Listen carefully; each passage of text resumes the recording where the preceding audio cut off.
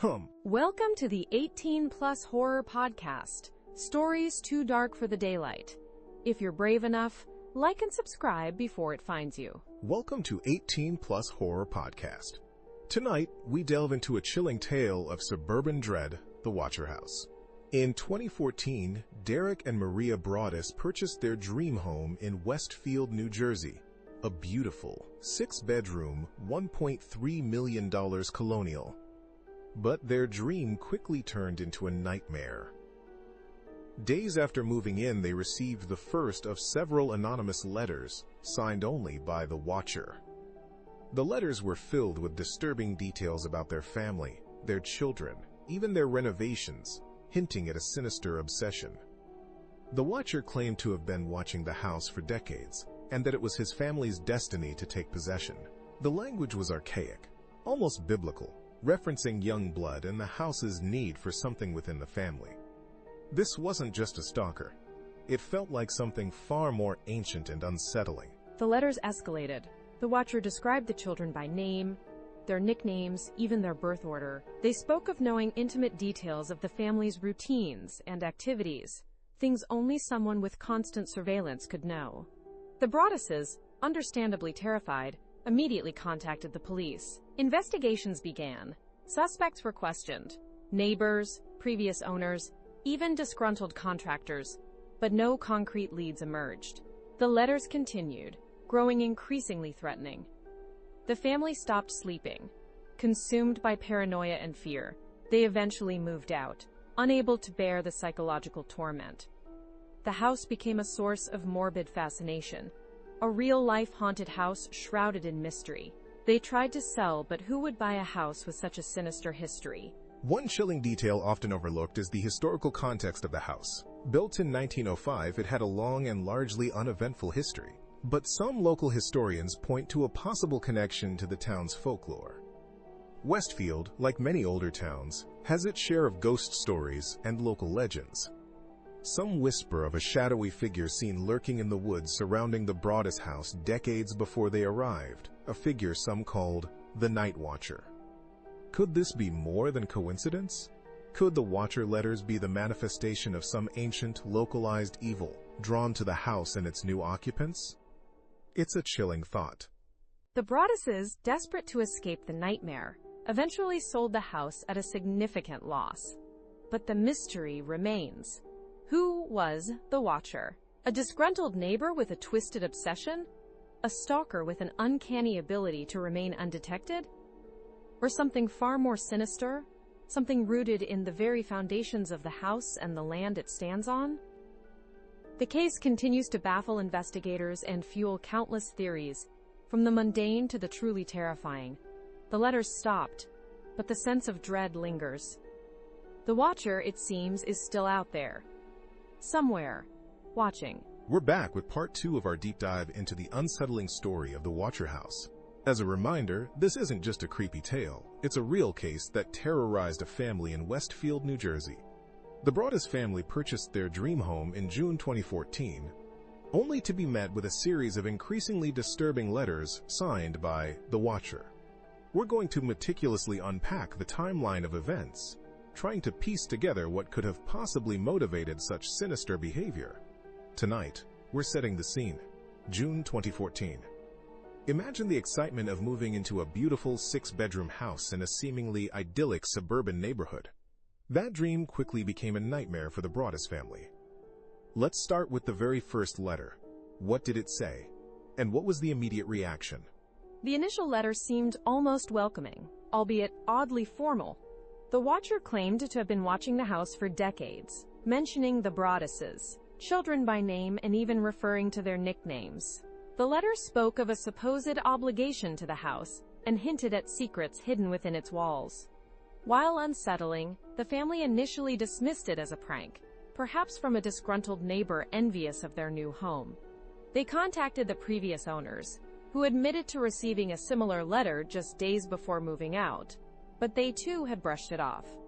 This seemingly small detail, however, would later become a significant piece of the puzzle. The Broadduses, still somewhat unnerved, reported the letter to the police, starting a chain of events that would unravel their lives. They hadn't even officially moved in yet, and already, a shadow of fear had fallen over their dream home. So they hadn't even spent a night in the house, and this unsettling presence was already making itself known. It's a chilling thought. The letters quickly escalated, becoming more menacing and personalized. The Watcher seemed obsessed with the children, referring to them as young blood, and asking if they were playing in the basement, claiming to be able to hear them. The language used was archaic and theatrical, almost as if the writer was playing a character. This wasn't just a simple prank. It felt like a deliberate, calculated campaign of terror. How did the police react to these increasingly disturbing letters? Did they have any leads or suspects in mind? And crucially, at what point did the family decide that living in the house was simply no longer an option? The police, initially skeptical, began to take the situation seriously as the letters became more threatening. They increased patrols around the neighborhood, conducted interviews with neighbors, and even investigated the possibility of the Broadduses themselves staging the letters as a bizarre way to back out of the purchase. This theory, however, was quickly dismissed due to the sheer terror and disruption the family was experiencing. The letters continued to arrive sporadically, each one chipping away at the family's sense of safety and well-being. They stopped bringing their children to the house, paralyzed by the fear that the Watcher was indeed watching their every move. The psychological toll was immense. They were living in a constant state of anxiety, not knowing who was behind the letters or what their ultimate intentions were. The dream house had become a source of immense stress and fear. The Broaddus family, having poured their life savings into 657 Boulevard, were understandably elated. Derek, a senior vice president at an insurance company, had worked tirelessly to provide this dream home for his wife Maria and their 3 young children. They moved in during the summer of 2014, full of hope. The house, a beautiful 6-bedroom Dutch colonial, sat in the affluent town of Westfield, New Jersey. But their joy was tragically short-lived. Just days after moving in, while Derek was painting late one evening, he walked out to check the mail. And that's when he found it. A typed, white envelope addressed to the new owner. A single letter might not seem like much, but the contents were chilling. The anonymous author, who identified themselves as, quote, the Watcher, claimed to have been watching the house for decades, and that it had been their family's duty to watch over it. The letter spoke of the Broadduses, children, referring to them by their birth order, and even by nicknames the family hadn't shared publicly. It asked questions like, have they found out what lies within the walls yet? And who has the bedrooms facing the street? The Watcher also mentioned plans for renovations, asking, are you bringing the bloodline with you? The whole tone was possessive, obsessive, and deeply unsettling. A welcome to the neighborhood letter, it certainly was not. The immediate reaction was disbelief mixed with a surge of fear. Derek, understandably shaken, immediately called the police.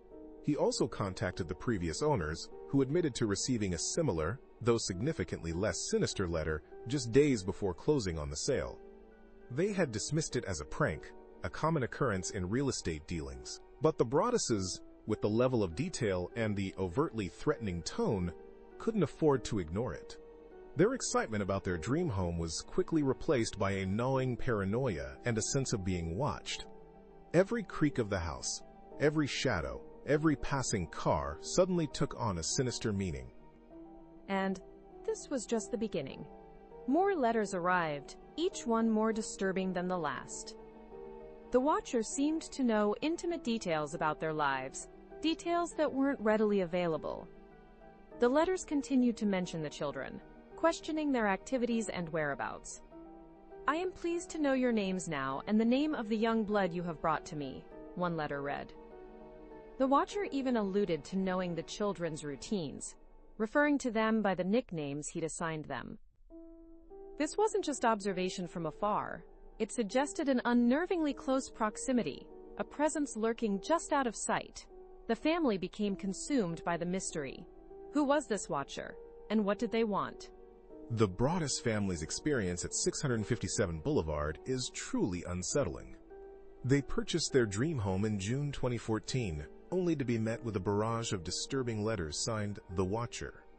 The letters detailed intimate knowledge of the family, their children, even their renovations, implying a disturbingly close observation.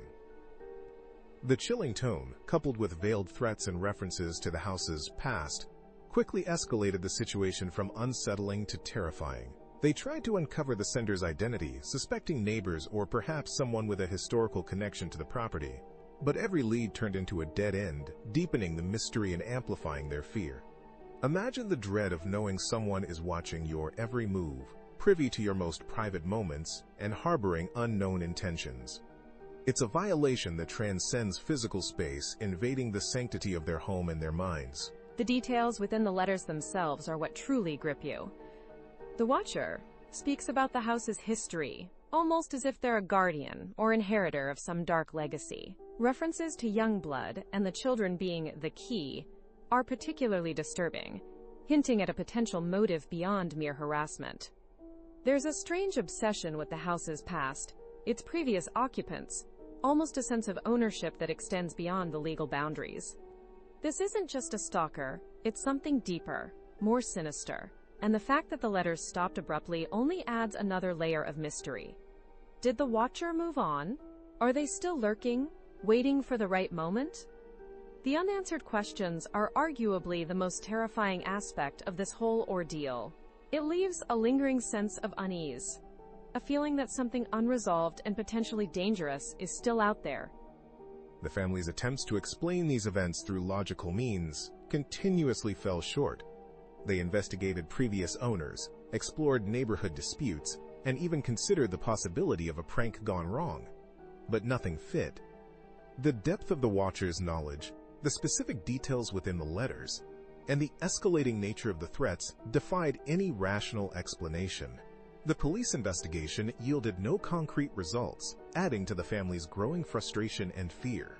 This lack of resolution, combined with the constant psychological pressure, ultimately forced the Broaddus family to sell the house at a significant loss. Even after they left, the mystery remained, casting a long shadow over 657 Boulevard. The new owners also reported receiving strange letters, though less frequent and intense, suggesting that the Watcher might still be lurking, their motives as enigmatic as ever. The whole situation escalated beyond simple observation. The letters became more threatening, more demanding. The Watchers seemed to be growing impatient, almost as if the family's resistance to their unknown demands fueled their obsession. This escalation is perhaps the most disturbing aspect, pointing towards a potential for violence that never fully materialized. The unseen presence, the psychological torment, and the constant fear of the unknown created a living nightmare for the Broaddus family. They were trapped in a situation with no clear solution, no identifiable perpetrator, and no escape from the watchful eye that seemed to permeate every aspect of their lives. It's a chilling reminder of how vulnerable we can be, even within the supposed safety of our own homes. The idea of a place meant to be a sanctuary becoming a prison of fear is truly terrifying. The chilling part is, the letters escalated. They went from oddly observant, detailing the family's comings and goings, even mentioning the children by name, to outright threatening. One letter talked about the young blood in the house, and how the Watcher was pleased to know their names. Another spoke of the house's longing to be filled with young blood again, harking back to some unspecified past event. Imagine reading that, knowing someone is watching your children, obsessed with them in this disturbing way. The family, understandably terrified, never even moved in. They tried selling, but the unsettling stories surrounding the house made it virtually impossible. Who would want to live in a place shadowed by such menacing correspondence? And the most unsettling aspect? The identity of the Watcher remains a mystery to this day. They were never caught, never identified, just a phantom presence, casting a long, dark shadow over 657 Boulevard. And it's not just the letters themselves. There are the unsettling details, the things the Watcher knew that couldn't have been gleaned from casual observation.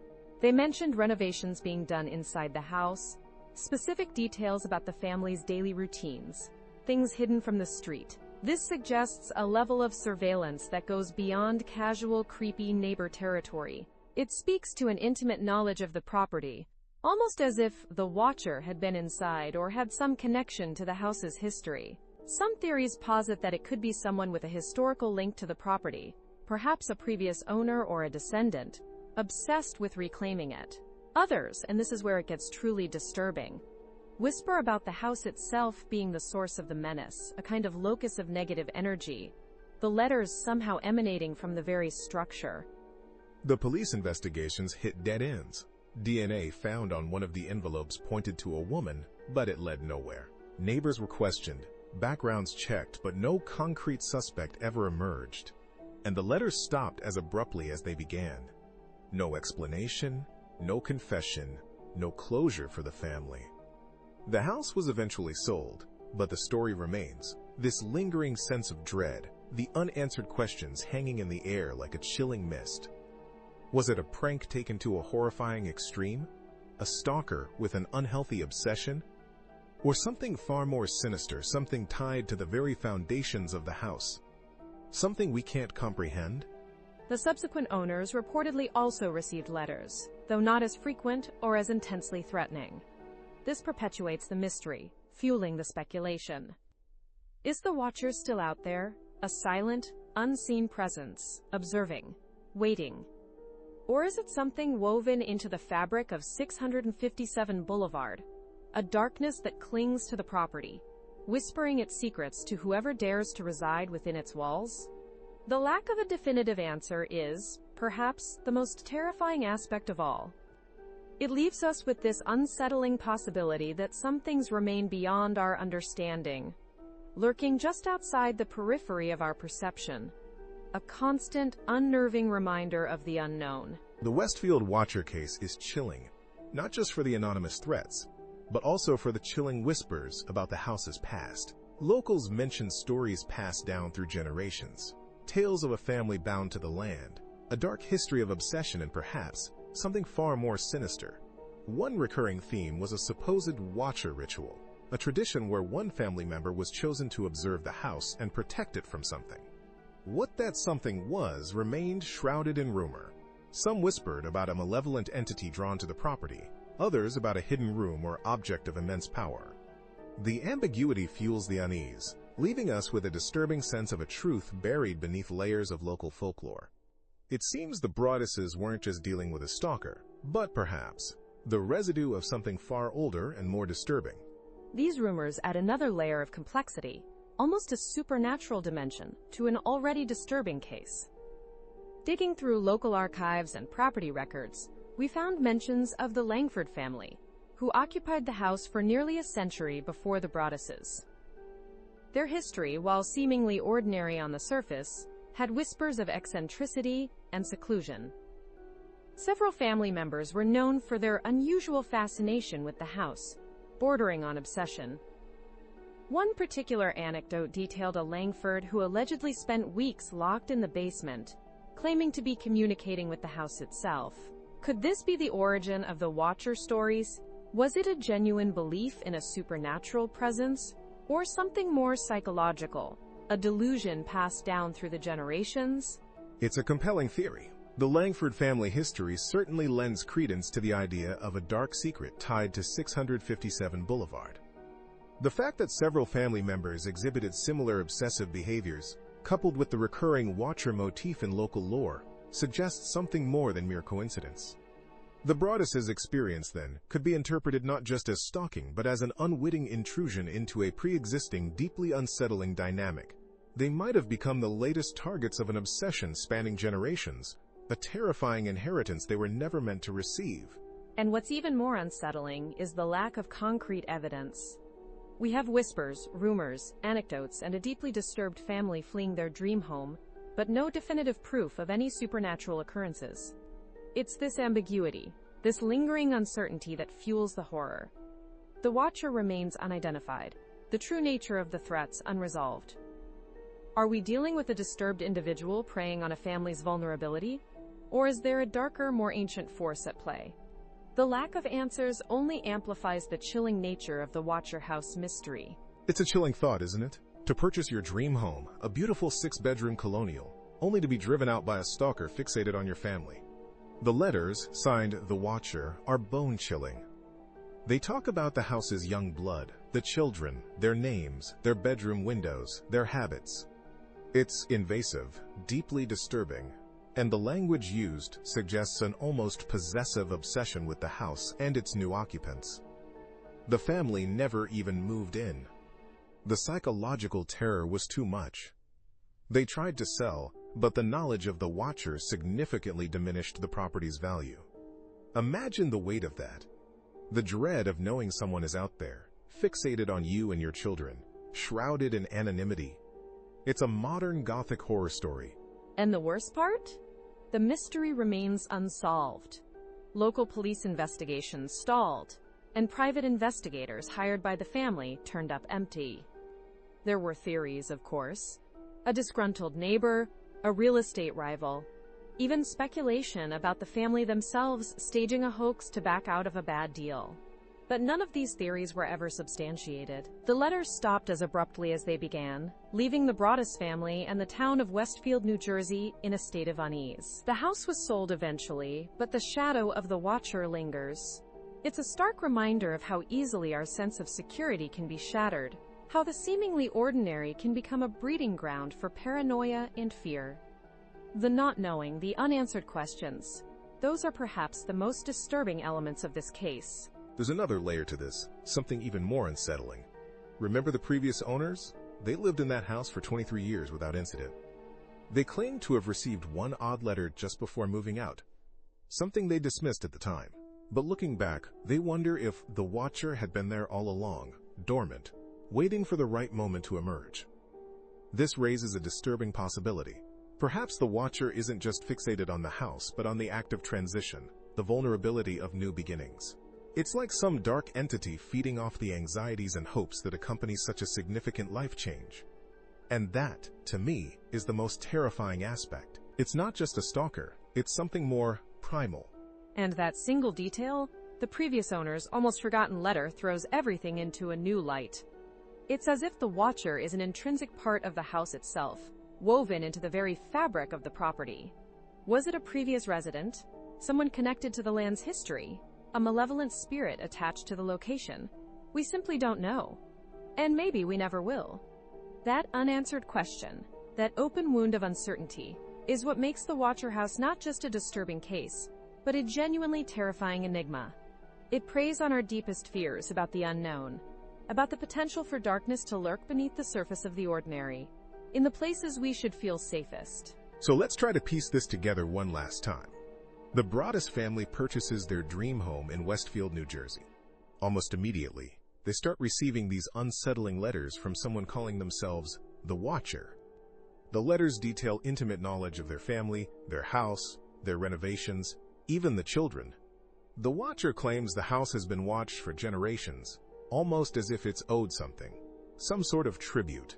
And the unsettling part is, the letters continue even after the family moves out, suggesting it's not them being targeted, but the house itself.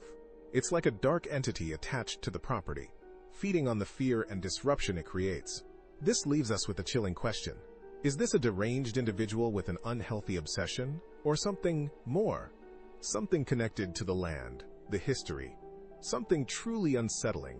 The sheer audacity of the letters is what I find most disturbing. The Watcher talks about young blood and how the house is thirsty. These aren't just idle threats. They're laced with a deep, almost ritualistic tone. Remember the detail about the previous owners receiving a single, odd letter just before they moved out? It almost suggests a pattern, a cycle of fear and displacement associated with the house. The police investigations, the private investigators hired by the Broaddus family, all came up empty. No conclusive leads, no definitive suspects. That, to me, is the most terrifying aspect. The unknown malice hanging in the air, the unseen presence watching, waiting. It leaves you with this unshakable sense of unease, this lingering dread that perhaps some things are best left undisturbed, some doors best left unopened. And that brings us back to the unanswered questions. Who is the Watcher? Is it a former resident, a disgruntled neighbor, or something more sinister? Is it a curse, a malevolent entity attached to the property? We may never know the true answers. But the mystery of the Watcher House remains a stark reminder of the darkness that can lurk beneath the surface of seemingly ordinary lives. in the most unexpected places, like our dream homes. It forces us to consider the unseen forces that might be at play, the things we can't explain, the chilling possibilities that exist just beyond our comprehension. And perhaps, most disturbingly, it makes us question what might be watching us, right now, from the shadows. The story of the Watcher House is a chilling example of how quickly our sense of security can be shattered. It's a reminder that even in the most idyllic settings, darkness can find a way to creep in.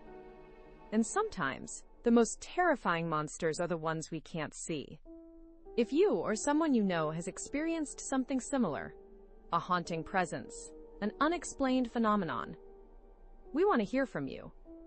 Share your stories, your fears, your encounters with the unknown. Perhaps, together, we can shed some light on the shadows that surround us. But be warned, listener, sometimes the answers are more terrifying than the questions themselves. And the darkness, it's always listening. That was this week's Dive into Darkness. Subscribe to the 18 Plus Horror Podcast and come back if you can sleep again. You've been listening to Whispers After Midnight. Sweet dreams, if you can sleep.